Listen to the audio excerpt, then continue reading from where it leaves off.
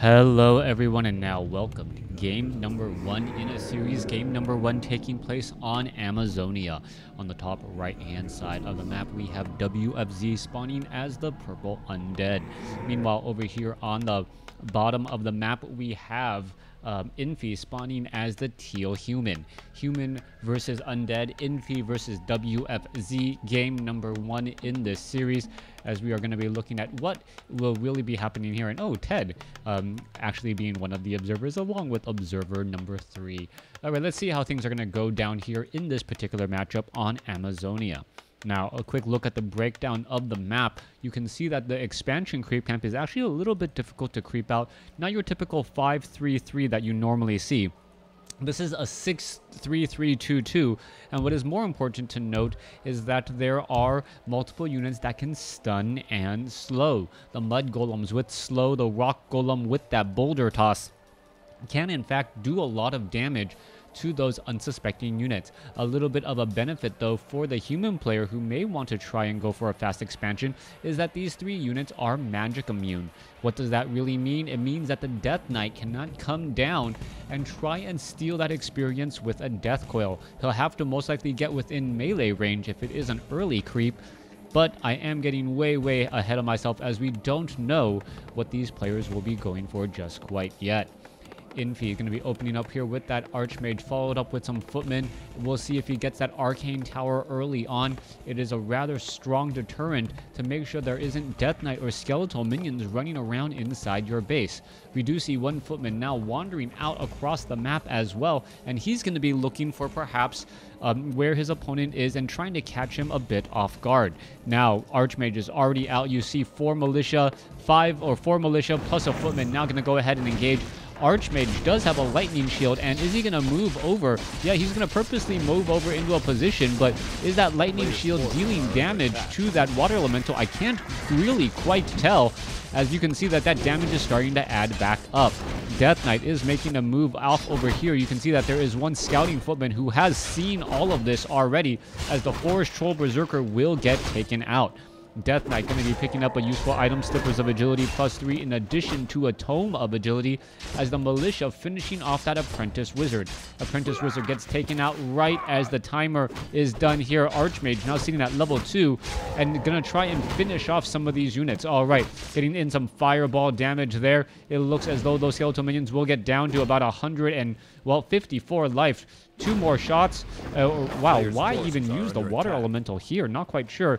Chasing down the last remaining units, and it looks as though, yeah, that skeletal minion will get taken out as well. Death Knight tries to come back across, does get in some easy shots once more. Water Elemental, I guess, was there to try and keep track of where that Death Knight could possibly go. He double backed around to use another Rod of Necromancy, and he does have 1 additional charge. We don't see a Scout Tower as of yet, but we are going into an early Blacksmith. Interesting choice here. An early Blacksmith either means Rifleman or Workshop at this stage, and it is being sped built, so this is a definite strategy here. Death Coil comes across, takes down a poor peasant. How that Death Coil can travel between buildings, I do not know, but then again, it's magic. Archmage now coming back across over here, gonna go ahead and chase down those skeletal minions as we see the undead base now about halfway to tier 2. We do see the graveyard, and we should be eventually looking at that transition into Crypt Fiends. Back over in the center portion of the map though, there is that 1 Crypt Fiend already out. Death Knight with only 1 Crypt Fiend really needs to do a lot of work here. WFZ trying to hold off his opponent. As you can see, the footman is just running past, trying to get a little bit of information, and it looks as though the Death Knight will at least buy a little bit more time once again. Alright, Forest Troll Berserkers now coming back around once more. Riflemen are being added. We don't see the range upgrade, and we don't see the attack upgrade either, as the keep is about to be completed. Alright, poor peasant trying to work, and it looks as though he is just going to head off or try and fight back here. Rifleman is right here as well, as the Rifleman should be able to get off some easy shots there, finishing it off. Meanwhile, back across in the center, Death Coil steals a little bit of experience. Death Knight still sitting at level 1. Archmage is sitting at about 2.5 right now, and whoever gets, well, if the Archmage can get to level 3 before the Death Knight can get to 2, that would be a big advantage, as those water elementals would be that much more difficult to finish off. Kobold Taskmaster will easily get finished off over here. Meanwhile, we can look in the center portion of the map. Archmage is coming across. Death Knight really wants to get a Death Coil to finish off a little bit of those units, but is not gonna, well, not gonna luck out there. All right, Cryptfiend's now looking to back off. Are we getting more Riflemen? Yes, we are. Infi going on a very all or heavy strategy on Riflemen. Are those units going to get taken down? Let's take a look at this. Archmage may be able to finish off this Crypt Fiend, and I believe that one more final shot should do it. Archmage should be able to catch back up. Meanwhile, come on, just finish off that Crypt Fiend there so I don't have to chase it. There you go. Meanwhile, Death Knight now chasing after the Rifleman. The Rifleman now trying to get away. Death Coil could finish it off here as the Rifleman now double backs around again. Rifleman seen his life pass before his eyes. Death Knight has enough mana now for a Death Coil, as the Mountain King is going to move out as well. We are going into a classic rifle caster strategy, something that we don't see very often, as we now see a Stormbolt go down on that Crypt Fiend. Crypt Fiend taking a lot of damage there. There it goes. It's going to get finished off. Kobold Tunneler going to get taken out. Mountain King is right there. Plenty of Stormbolts to go around. And Stormbolts means stuns. Stuns plus Rifleman Focus Fire means dead units. If we saw more ghouls, I would perhaps be much more confident in Infi's ability to take this game. But we are going up against Crypt Fiends, and, well, Riflemen are not that great against those units. We should be looking at an eventual transition into Destroyers as well. The Riflemen obviously strong in that department there, but how long can they really hold this together? 525, this is a level 1 Water Elemental. Mountain King sitting at level 1, does have a Sentry Ward. Where did he place it down? Off over here, knowing where exactly his opponent will be trying to come inside and pressure him. Mountain King now sitting at level 2, most likely will end up getting Bash, as the Mountain King does have a Wand of Illusion. Is he going to sell any of those items or pick up any useful items? Looks like he's going to be picking up, what, a Potion of Lesser Invulnerability? Not quite sure. Archmage now heads back off to the north, sitting at level 2. Going to try and get some free damage off onto that Death Knight. Death Knight does get a Death Coil off onto that Crypt Fiend. Perhaps he is concerned that the Mountain King was nearby, ready to go. Boots of Speed now on that Mountain King. Being purchased a little bit later than you would see in a human versus Night Elf matchup. But Boots of Speed will allow the Mountain King to chase down units relatively fast. Alright, Slow now being cast on the Mountain King here. The Sentry Ward did keep track of where the Lich and Death Knight went. They traveled to the south. This is going to give about a 45-second window for Infi to clear up this creep camp. It looks as though some units are just going to be left behind here. Wait, nope. There is some ensnares. What is going on? Why would Infi not finish up this creep camp? That's actually a little bit of a misstep there, as his opponent is now clearing out an orange difficult creep camp of his own. Death Knight will get to level 3. Lich will stay at level 2. Alright, as the Death Knight now still wandering about again. Alright, sorry, the game sounds actually seem to be louder coming from my headphones. A little bit higher than normal. Anyways, it scared me for a second. It made me feel like someone was just standing in the room trying to talk to me. Anyways, Lich now going to go ahead and get cleared up there. We did see a Priest get taken down. Enforcer also taken down there, as the Priest was the high-value target there. The high-value target that would have healed up the remaining units. More Priests need to be added. 50 over 50 for supply. Rifle Caster, only one Priest right now, and it is at Adept training. You see a Wand of Illusion Mountain King also getting finished off here, as the Mountain King will get to level 3 and the Archmage may get to level 4.